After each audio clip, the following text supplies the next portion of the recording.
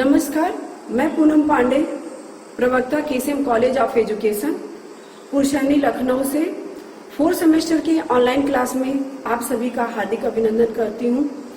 आज मैं शांति शिक्षा के सतत विकास के अंतर्गत सामाजिक विकास को प्रभावित करने वाले कारक के बारे में हम बात करेंगे आप लोगों से। तो आइए हम बोर्ड के माध्यम से आपको ये बताते हैं कि ये जो सामाजिक विकास को प्रभावित करने वाले कारक हैं 7 रूप से आपके सामने प्रस्तुत किया गया है। तो सर्वप्रथम हम बात करते हैं वंशानुक्रम। वंशानुक्रम से ही ऐसा प्रतीत होता है कि पीढ़ी वंशों के अनुसार बालकों का जो स्वभाव होता है, बालकों का जो कदकाठी होता है, बालकों का जो भरण पोषण होता है उनके परिवार के अनुसार होता है। वंशानुक्रम का प्रभाव सामाजिक विकास पर पड़ता है।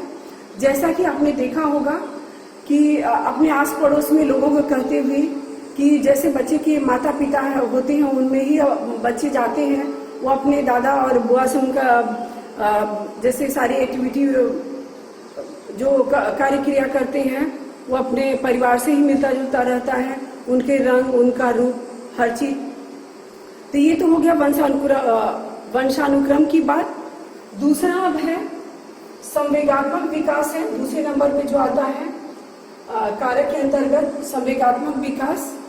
तो हमारे एक वैज्ञानिक हैं क्रू एंड क्रू, उन्होंने कहा है कि संवेगात्मक और सामाजिक विकास साथ साथ चलते हैं। यदि कोई बालक अधिक ईर्ष्या या क्रोध करता है तो वह बालक दूसरों की घृणा का पात्र बनता है।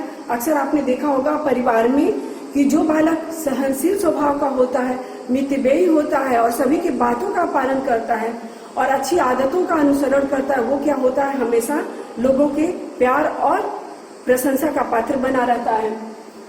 तीसरा है आर्थिक स्थिति। आर्थिक स्थिति यहाँ हो जाता है बालक और परिवार के बीच की स्थिति कैसी है, उनकी आर्थिक इकोनॉमिकल कैसा है उनके परिवार में। तो सामाजिक विकास पर उनके परिवार की आर्थिक स्थिति का सकारात्मक और नकारात्मक प्रभाव दोनों ही पड़ता है।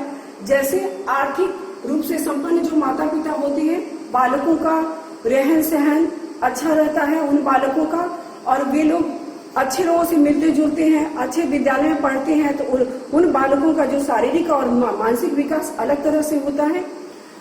चौथे नंबर पे बात हम करते हैं शारीरिक एवं मानसिक विकास की बात करते हैं। सोरेसन ने कहा है कि जिस प्रकार उत्तम शारीरिक और मानसिक विकास साधारणतः समाज में परिपक्वता में योग देता है, उसी प्रकार कम शारीरिक और मानसिक विकास वाले जो बालक होते हैं वो समाज की गति को मंद कर देते हैं, यानी समाज की गति को धीमे कर देते हैं। पांचवा है शिक्षक। शिक्षक का मतलब है जो कि आपको शिक्षा देता हो विद्यालय में। शिक्षक सबसे बड़ी बात होती है कि राष्ट्र निर्माता होता है, अतः शिक्षक का सामाजिक विकास की दृष्टि से महत्वपूर्ण स्थान है। शिक्षक छात्रों के लिए रोल मॉडल का रूप होता है। आपने देखा होगा अक्सर अपने विद्यालय में या कॉलेज स्तर पे अगर आपने पढ़ाई किया होगा तो जो टीचर या जो सर काफी सहनशील होते हैं, अच्छे स्वभाव के होते हैं और क्लास में टाइम से आते हैं, विद्यालय में टाइम से आते हैं, तो उन्हें बच्चे जो होते हैं उनके आदर्श को अपनाने की चेष्टा करते हैं। छठा है खेलकूद। खेलकूद का यहाँ ये अर्थ होता है, इस कारक का ये मतलब है कि खेल का जो मैदान होता है वो बच्चे के निर्माण स्थल होता है। यहाँ उसे प्रदान किए जाने वाले जो यांत्रिक उपकरण होते हैं उसके सामाजिक विकास को निश्चित करने में सहायता देते हैं। खेल द्वारा ही बालक में सामाजिक गुणों का विकास होता है, जिनकी बालक को आजीवन आवश्यकता रहती है। सातवें कारक की हम अगर बात करते हैं, ये इसका नाम ही है अन्य कारक। अन्य कारक के अंतर्गत अब हम ये देखेंगे कि बच्चे का जो पालन पोषण हुआ है किस माहौल में हुआ है, उनके माता पिता का जो समाज में कैसी स्थिति है, वो कितने पढ़े लिखे हैं, वो अपने बच्चों को किस तरह की शिक्षा दे रहे हैं। दूसरा हो जाता है हम लेंगे विद्यालय का समूह, वो जिस विद्यालय में जा रहा है, जिस समूह में रहता है, उस समूह की गतिविधियां क्या है, उनमें जो उसके सहपाठी है किस तरह और किस परिवार से आते हैं, उनमें हम कुछ जोड़ते हैं। अन्य कारकों में संस्कृति को ले लेते हैं, हो सकता है वो बालक हमारे देखिए विद्यालय में या परिवार है, पड़ोस है, अलग अलग संस्कृति के लोग एक साथ रहते हैं। जैसे कि हमारे भारतवर्ष की बात अगर किया जाए तो हम देखेंगे वो किस संस्कृति का बच्चा हो, किस संस्कृति को बालक उसके परिवार वाले फॉलो करते हैं, उसी संस्कृति के अनुसार वो व्यवहार करेगा। उसके बाद हम बात करते हैं आजकल सिनेमा थिएटर की बात करते हैं। तो ये जो बालक के जो सामाजिक विकास को प्रभावित करने वाले जो कारक होते हैं वो सिनेमा से भी होते हैं। हमारे जो चर्चित सिनेमा है, कुछ सामाजिक तौर से होते हैं, कुछ ऐतिहासिक पिक्चर दिखाया जाता है जिससे कि बालक को अपने इतिहास के बारे में पता चलता है। रेडियो है, रेडियो के अंतर्गत आप देखिए कि रेडियो के अंतर्गत बच्चों का विकास हम कर सकते हैं। समाचार पत्रिकाओं के अंतर्गत कर सकते हैं। तो इस तरह हमारे जो है सामाजिक विकास को प्रभावित करने वाले आपके सामने मैंने 7 कारकों को प्रस्तुत किया है। सामाजिक विकास के प्रभावित करने वाले कारक के बाद आइए अब हम बात करते हैं बालक के स्वस्थ सामाजिक विकास में माता पिता तथा शिक्षक की भूमिका।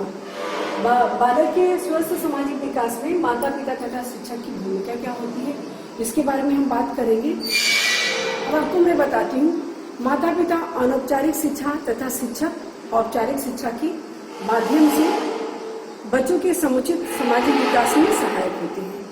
माता पिता तथा शिक्षक आवश्यकता अनुसार पुरस्कार तथा दंड का उपयोग करके बच्चों के स्वस्थ सामाजिक विकास में मदद करते हैं।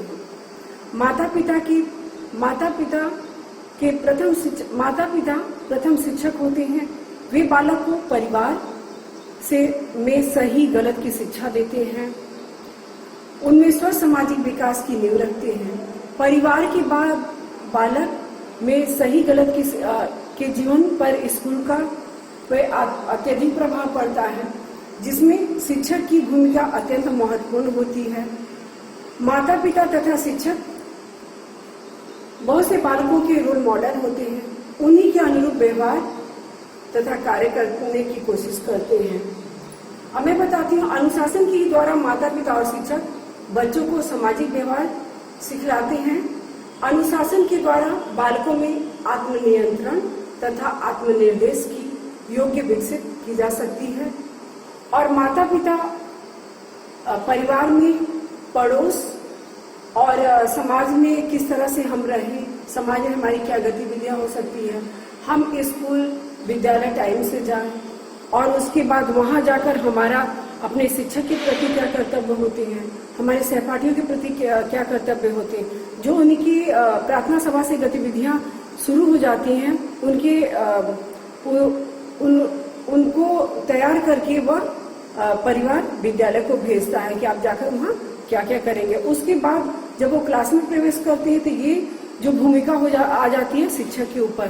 तो यहाँ पर शिक्षक और माता पिता पुरस्कार और दंड के माध्यम से बच्चे में एक स्वस्थ सामाजिक विकास में सहायक भूमिका प्रदान कर सकते हैं। आज की क्लास मैं बस यही समाप्त करती हूँ। अगली क्लास में मैं फिर आपके साथ उपस्थित होंगी। तब तक के लिए नमस्कार, खुश रहें और स्वस्थ रहें।